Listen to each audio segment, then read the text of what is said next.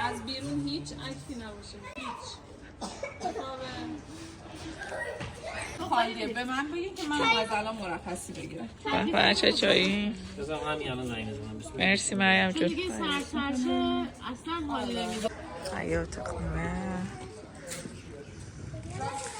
این هم نتیجه کیک برگردون سیب کاراملیمون. فقط ببینین رنگو، فقط ببینین. به به. سلام مجدد به شما دوستای خوب و مهربونم. بچه ها من کارامو کردم، کیکم هم درست کردم. نتیجه کارو حتما براتون میذارم. یه کیک فوق العاده خوشمزه و خوش عطر و خوش بافته.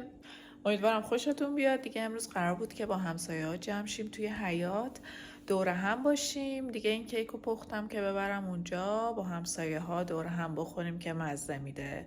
نتیجه کار رو حتما براتون میذارم، با من همراه باشین.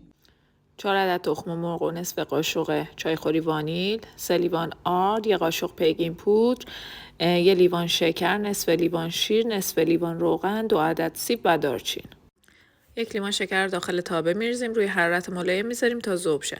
تخم مرغ‌ها رو به همراه وانیل و شکر داخل ظرفمون میریزیم و با همزن برقی هم میزنیم به مدت 5 دقیقه تا به این غلظت برسه. کرمی و کشدار که شد به شیر و روغن مایه رو اضافه میکنیم و در حد مخلوط شدن هم میزنیم و بعد از اون هم مواد خشکمون که آرد و پیگین پودر بود و طی 2 مرحله بهش اضافه میکنیم. نصف مواد رو میریزیم، با لیسک به صورت دورانی هم میزنیم و ما بقیه مواد رو میریزیم با همزن برقی حدود 30 ثانیه هم میزنیم تا خوب مخلوط شه.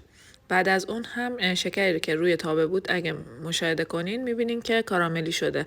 همش نمیزنیم، میذاریم تا کامل ذوب بشه و بعد 1 الی 2 قاشق کره رو بهش اضافه میکنیم، هم میزنیم تا خوب مخلوط شه و بعد زیر گاز رو خاموش میکنیم.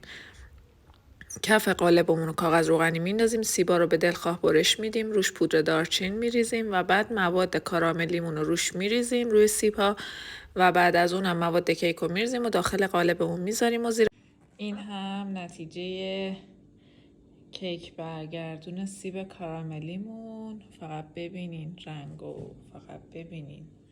به به.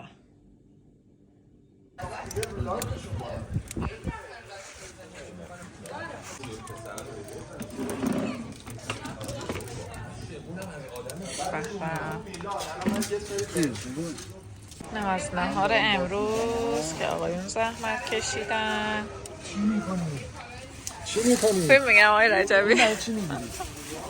سیب اینجوری میزنن.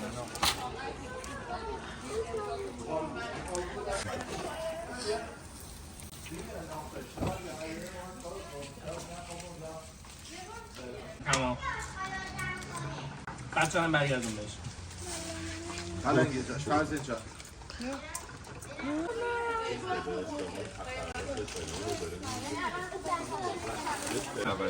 گفت دقیقه 4000 تومان هر چقدر خواست بازی کنه از بیرون هیچ عکسی نباشه، هیچ.